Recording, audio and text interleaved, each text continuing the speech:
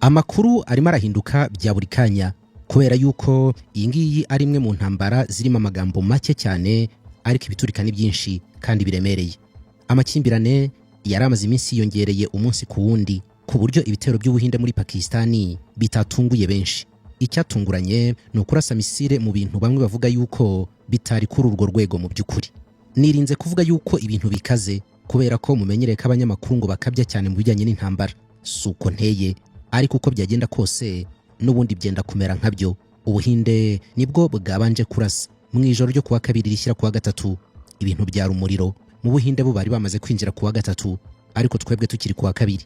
Kugera mu gitondo cyo mu Rwanda no mu Burundi, Ubuhinde bwavugaga yuko bwarashe ahantu 9 muri Pakistan, ariko noneho banarasa muri Kashmir. Barashe muri Kashmir ku gace kayoborwa na Pakistani.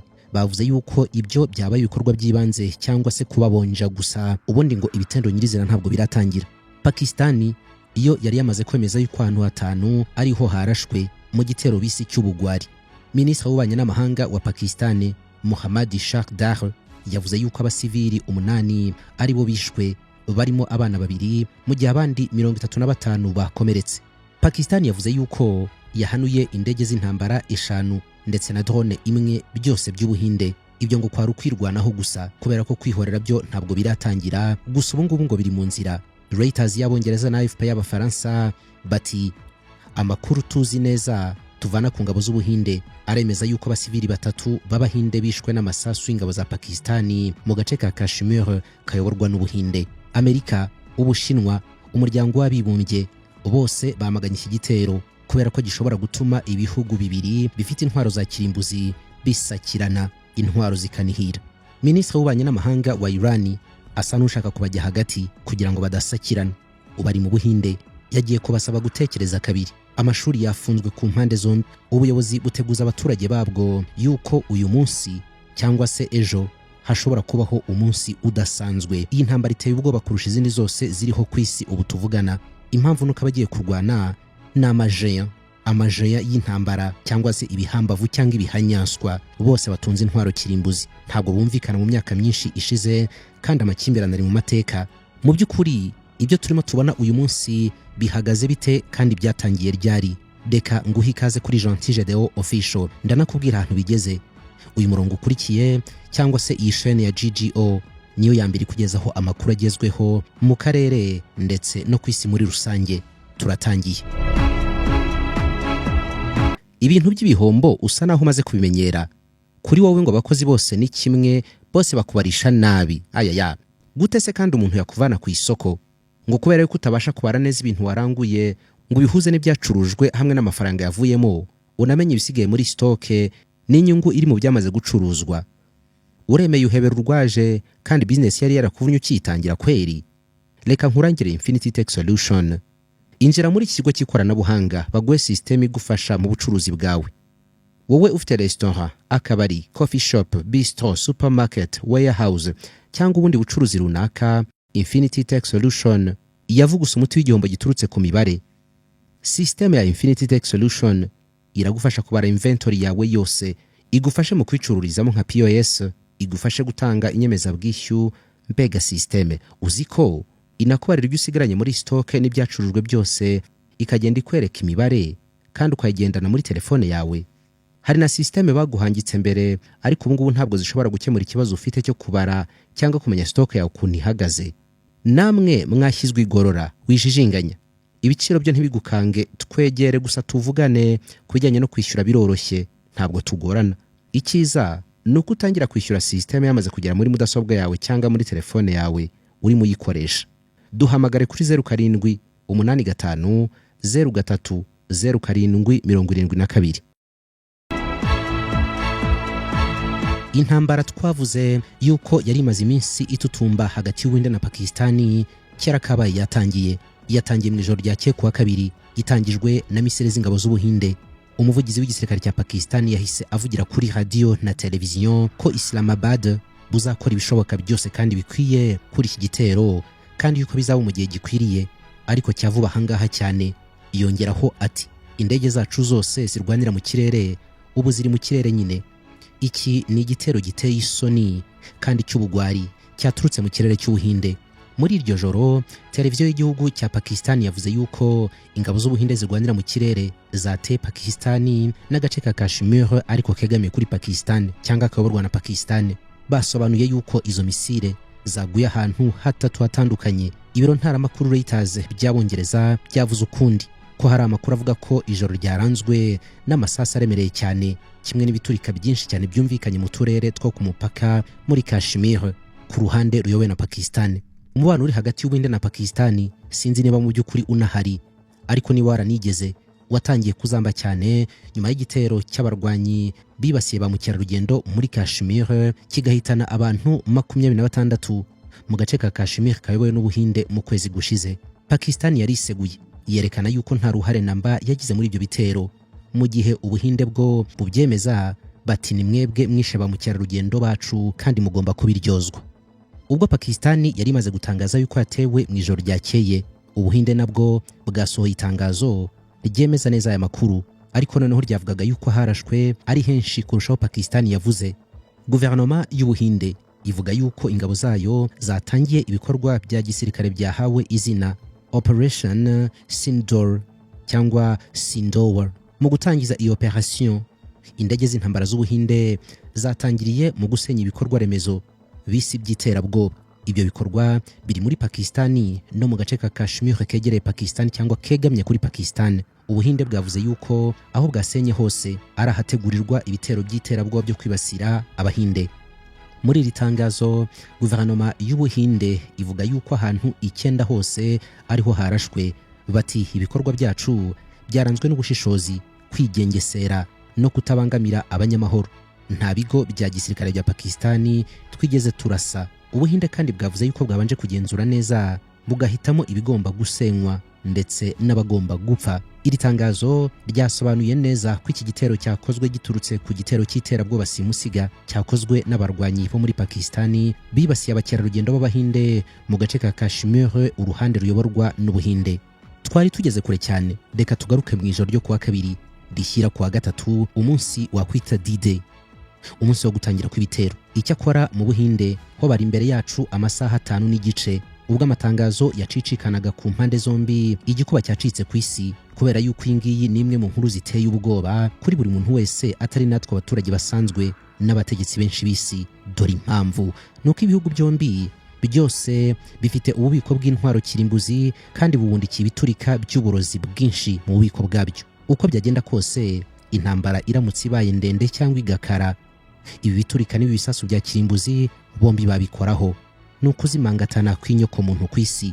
Hafi y'umujyi wa Muzaffarabad uri ku ruhande rwa Pakistan humvikanye urusaku rukomeye cyane.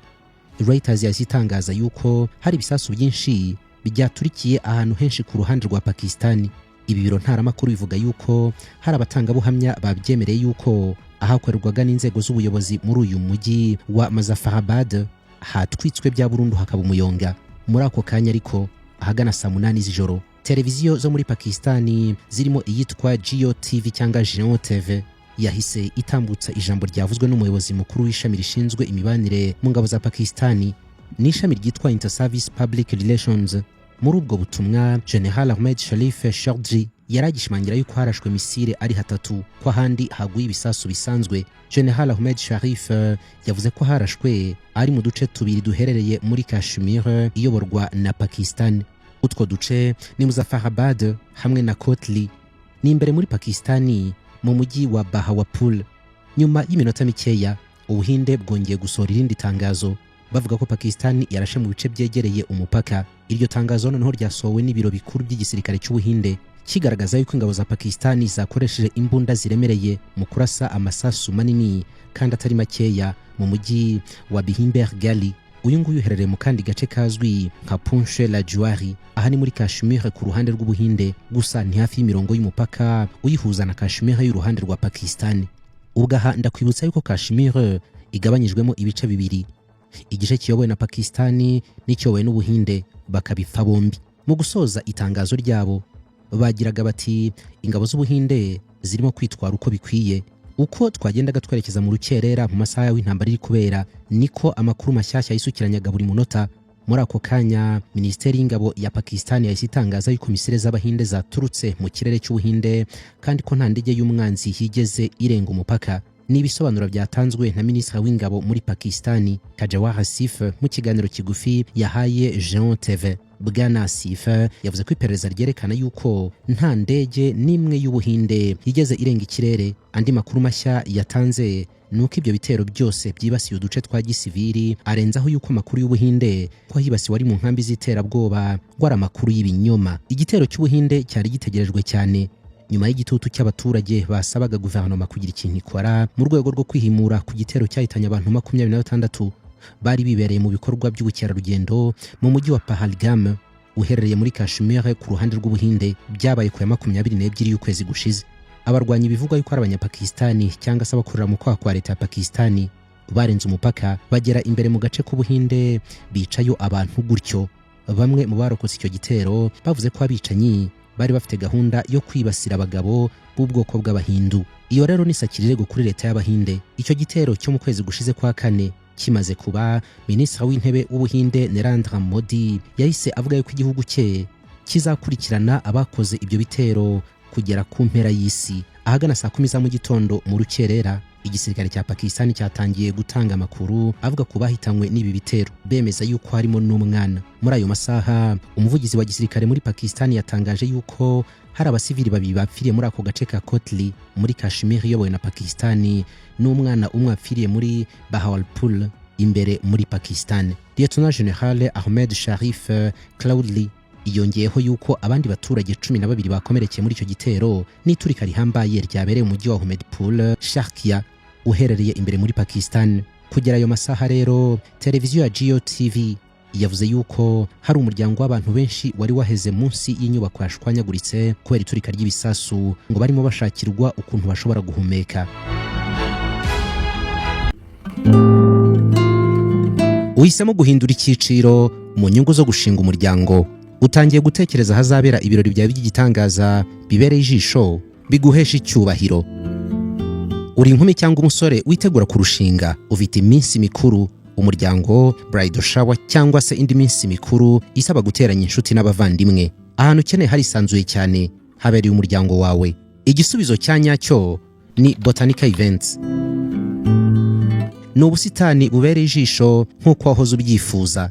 Birashoboka cyane ko mu busitani bubereye ijisho bw'igiciro gitoya ubwa mbere muri Kigali ari Botanica Events. Ubukwe, inama, iminsi mikuru n'indi minsi yatuma uhuza inshuti n'abavandimwe. Umva nimuze mbere kantu bibera. Duherereye rwagati mu mutima wa Kigali, Kicukiro, ku muhanda uva Rwandex werekeza Sonatube, ugikata werekeza kuri Bralirwa ku muhanda wa Keke 515. Duhamagare kuri 0782 082 566. Twanakubikira umwanya kugira ngo amatariki yawe abandi batayagutwara. Wanatwandikira kuri eventsbotanica@gmail.com. Hari umunyamakuru witwa Shafat Farouk wa BBC yashoboye kuvugana n'abaturage ubwo umuseke warutangiye kwiyorosaraho umwijima mbese utambitse. Yahise agira ati, nk'uko twabibabwiye, ingabo z'ubuhinde zari zavuze ko Pakistan yarashe intwaro ziremereye mu gace ka Kashmir kayobowe n'ubuhinde, cyane cyane mu mujyi wa Bimber Gali. Ibyo rero ni ukuri nkurikije ibyo abaturage bari kumbwira. Akomeza ati, abaturage bampamirije yuko bumvise ibisasu biturika mu bice bitandukanye byinshi bya Kashmir ku ruhande rw'ubuhinde, ndetse yuko atari muri Bimber Gali gusa ko ahubwo no mu bindi bice bitandukanye nk'ahitwa Mendahale naho harashwe. Ati ubu ngubu ugenda mbabwira ndi mu mujyi wa Srinagar wo muri Kashmir, agace k'ubuhinde, ndi kwibonera n'amaso yanjye ibikorwa by'indege kandi bisa naho biremereye cyane hejuru y'ikirere ndimo. Amakuru aremereye nk'ayo ngayo ntabwo yamara igihe kinini cyane habo mu burengerazuba bw'isi batarayavugaho. Trump yabaye uwa mbere maze atangira agira ati biteye isoni. Iki ni igisubizo yahaye abanyamakuru muri Amerika bakorera muri Maison Blanche yarabajijwe ku gitero cy'abahinde. Perezida Trump yavugiye aya magambo muri Maison Blanche i Washington DC, gusa yakoresheje amagambo magufi cyane. Ati twabyumvise ubwo twari tugeze mu muryango twinjira muri office ya Oval. Nizere yuko bigomba guhagarara vuba cyane. Umunyamabanga mukuru w'umuryango w'abibumbye Antonio Guterres avuga yuko ahangayikishijwe cyane n'ibikorwa bya gisirikare by'Ubuhinde kubera ko byambukiranyije umurongo w'ubugenzuzi n'umupaka mpuzamahanga. Ni amagambo yatangajwe n'umuvugizi we Stéphane Dujarric. Yongeraho ati Guterres yasabye yuko ibihugu byombi bihagarika inzira za gisirikare. Isi ntabwo ishobora kwihanganira ibyava mu guhangana kwa gisirikare hagati y'Ubuhinde na Pakistani. Ubu butumwa bwaturutse mu muryango w'abibumbye bushimangira ibyo Minisitiri w'Ingabo wa Pakistani Bwana Asif yaraherutse gutangaza mu kiganiro yagiranye na Sky News, aho yagaragaje impungenge zikomeye cyane z'uko ibi bihugu bibiri bitunze intwaro za kirimbuzi byombi, bityo yuko bigomba kwitonderwa cyane ndetse ubwabyo bikigengesera kubera ko bishobora kwisanga mu guhangana kweruye. Icyo gihe nanone Bwana Asif, Minisitiri w'Ingabo, yari yamaganye ibirego by'Ubuhinde byemezaga yuko kiriya gitero cyahitanye ba mukerarugendo 26 kiri mu byitwa false flag, aho umuntu yigabaho igitero agamije kubona impamvu yo gushotorana. Yashimangiraga yuko ingabo za Pakistani ziteguye gukora akazi kose kandi ko buri gikorwa icyo ari cyo cyose gikozwe n'Ubuhinde kizajyana no kwihorera mu buryo bunoze. Mu gutanga gasopo ku Buhinde, Minisitiri Asif yaragize ati mu by'ukuri niba dutangizaho igitero cyuzuye tuzabasubiza muri ubwo buryo, niko bisanzwe. Birumvikana ko hagomba gukurikira intambara yeruye, turiteguye. Ibi bintu nibiramuka birenze urwego rwo kugenzurwa mu mahoro, ndababwiza ukuri yuko hazabaho amahano. Ayo magambo yose ntacyo yahinduye ku mugambi w'Ubuhinde wo gusenya abo bita ibyihebe. Mu gitondo cya kare kuwa gatatu, abanyapakistani batuye mu mujyi wa Muzaffarabad basobanuye yuko ijoro ryose nta wasinziriye, ko bakanguwe n'urusaku rw'ibiturika biremereye cyane byavaga mu Buhinde. Umuturage witwa Mohamed Wadi atuye hafi y'umusigiti wa Bilal yagize ati nari nsinziriye cyane igihe igisasu cya mbere cyatigisaga inzu yanjye. Nahise nsohoka njya ku muhanda, mbona n'abandi bantu bavuye mu nzu zabo. Twari tuzi yuko ari ikintu kibaye rimwe gusa kitongera, ariko ubwo twari tugiye kubarura ibyangiritse, misile nyinshi zakomeje kuza. Twahise twuzura ubwoba bwinshi cyane, ndetse ako kanya mu gace hatangiye akaduruvayo. Bwana Wadi avuga yuko abantu benshi bakomeretse ndetse yuko bajyanwe mu bitaro kandi ko bigaragara yuko bashobora kuremba bikomeye. Yakomeje agira ati abana bariraga cyane, abagore biruhutsa hirya no hino. Yakomeje agira ati abana bariraga cyane, abagore birukira hirya no hino, bose bagerageza gushaka umutekano. Dufite ubwoba twese kubera ko ntabwo tuzi kigomba gukurikiraho. Abantu bahunze ingo zabo kugera igihe kitazwi, ubu benshi bagiye. Ati ibi ni ibintu bikabije cyane ku buryo bidusaba gutekereza kabiri. Yavuze yuko abashinzwe umutekano bahise bagera muri ako gace, ariko ku giti cye ngo n'ubu ngubu ntabwo arashobora kumva impamvu umusigiti warashwe. Ati wari umusigiti usanzwe wo mu muhanda aho twasengeraga inshuro 5 ku munsi, ntitwigeze tuhabona ibikorwa biteye amakenga na rimwe. Byabaye ngombwa ko na Minisitiri w'Intebe wa Pakistani Shahbaz Sharif atanga itangazo, aho yavuze yuko Ubuhinde bwagabye ibitero by'ubugwari, ariko nanone azamura umubare w'uduce twagabweho ibitero. Itangazo rye ryagiraga riti umwanzi w'umuhemu yagabye igitero cy'ubugwari ahantu 5 muri Pakistani. Iki gikorwa cy'ubugome ntabwo kizarangira gutyo gusa. Ati Pakistani ifite uburenganzira busesuye bwo gusubiza byimazeyo kuri iki gitero cy'Abahinde cyakozwe mu gihe nta muntu n'umwe wabashotoye. Ati igisubizo kiri mu nzira, igihugu cyose gishyize hamwe kandi kiri inyuma y'ingabo zacyo. Imyitwarire yacu n'ibyemezo byacu ntabwo bizigira bihungabana. Arakomeza ati ibitekerezo byacu n'amasengesho yacu biri kumwe n'abasirikare bakuru b'intwari hamwe n'abandi basirikare ba Pakistani. Abaturage ba Pakistani ndetse n'ingabo zabo biteguye guhangana no gutsinda iterabwoba iryo ari ryo ryose, kubera ko tugiye guhagurukana imbaraga zacu zose n'umuhati udacagase. Ntabwo tuzigera namba twemerera umwanzi kugera ku ntego ze mbi. Iryo tangazo ryakurikiwe n'irindi rivuga yuko Pakistani yahanuye indege ebyiri z'intambara zo mu Buhinde n'indi imwe itagira abapilote cyangwa drone.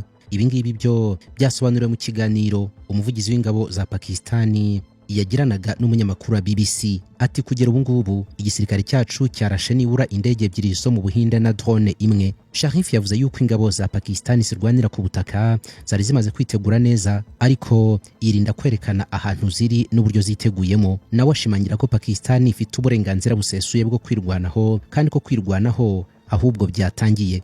Ibiro ntaramakuru by'Abongereza Reuters bivuga yuko nabyo byahamirijwe na Minisitiri w'Ingabo w'igihugu cya Pakistani yuko hari indege z'Ubuhinde zarashwe kugera igihe inkuru twayitunganyirizaga nta bisobanuro byari byize bitangwa ku ruhande rw'Ubuhinde kuri iyo ngingo yo guhanurwa kw'indege z'intambara ndetse na drone yabo. Ikindi umuvugizi w'igisirikare cya Pakistan yavuze nuko ahagana saa 10 za mu gitondo abantu bapfuye bari bamaze kuba 7 barimo nibura abana 2. Sharif avuga yuko ibitero byibasiye ahantu henshi cyane hari ibikorwa bya rubanda birimo n'imisigiti. Aragira ati ibingibi ni ukurengera cyane no kurenga ku mategeko mpuzamahanga. Anabahasana Tijaran, umusesenguzi wa BBC World Service, niwe umenya cyane amakuru mu gace ka Aziya yo mu majyepfo, yavuze yuko iyi myitwarire imeze nko gukina urusimbi. Atukunguku ni ukuzamuka gukabije cyane hagati y'impande zombi, ni ugukabya. Ibi ni ibihugu byombi byibitse intwaro za kirimbuzi. Mukuri twese twatekerezaga yuko Ubuhinde bushobora kugaba ibitero runaka bya gisirikare, ariko mu bukana bworoheje. Ntabwo twatekerezaga yuko bashobora kurasa za misile muri Pakistani kandi ahantu henshi. Ubuhinde buvuga yuko ahantu bwateraga ibisasu ari ahafitanye isano n'abarwanyi b'ibyihebe. Bwagerageje kugaragaza yuko butibasiye ibirindiro bya gisirikare bya Pakistani. Uyu musesenguzi ati biteye amakenga kubera ko Pakistani yahise itanga isezerano ko igomba kwihorera. Ati imiterere n'ubushake nk'ubu ngubu nibyo bizagaragaza ukuntu Ubuhinde buzakomeza kubyitwaramo. Ati ibihugu byombi bihora bitangaza yuko iki ari ikibazo gishobora gukemurwa binyuze mu biganiro, ariko dore amakimbirane arakomeje. Biragoye cyane kumenya inzira ya nyayo iyi ntambara iri kuganamo cyangwa gutekereza ibizava mu gukoresha imbaraga za gisirikare. Ati mu guhangana nk'uku kwabayeho mu minsi yashize, Leta Zunze Ubumwe za Amerika n'ibindi bihugu byagize uruhare mu guhosha aya makimbirane. Ati kuri inshuro bisa n'ibikomeye. Mu gitondo cya kare amashuri yo mu murwa mukuru wa Pakistan Islamabad no mu ntara ya Punjab mu Buhinde yose yafunzwe kubera ko impande zombi zasaga naho ziteguye intambara byeruye. Pakistan yavuze yuko ishaka guca agasuzuguro byanyuma rwose nyuma y'uko minisitiri w'ububanyi n'amahanga w'iki gihugu Mohammad Shakdar yaramaze gutangaza yuko hapfuye abasivili 8 abandi 35 bagakomereka. Guhera ubwo agasuzuguro kagomba gucika, umwanzi agakubitwa vibaya sana. Nta muntu n'umwe wifuza intambara iremereye nk'ingi hagati y'ibihugu nk'ibi.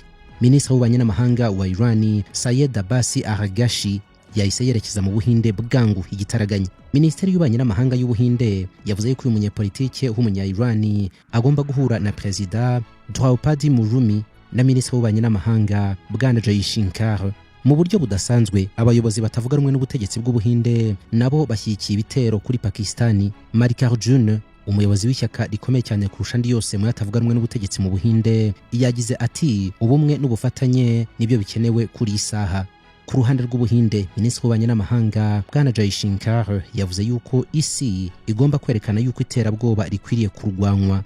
Ashimangira yuko Operation Sindoor cyangwa Sindoor ariyo nzira yonyine Ubuhinde bwahisemo gukoresha mu gusobanura neza uko bagomba kurwanya umwanzi. Reka tubashimire cyane, mwakoze kubana na Gentil Gedeon Official. Mugira ibihe byiza.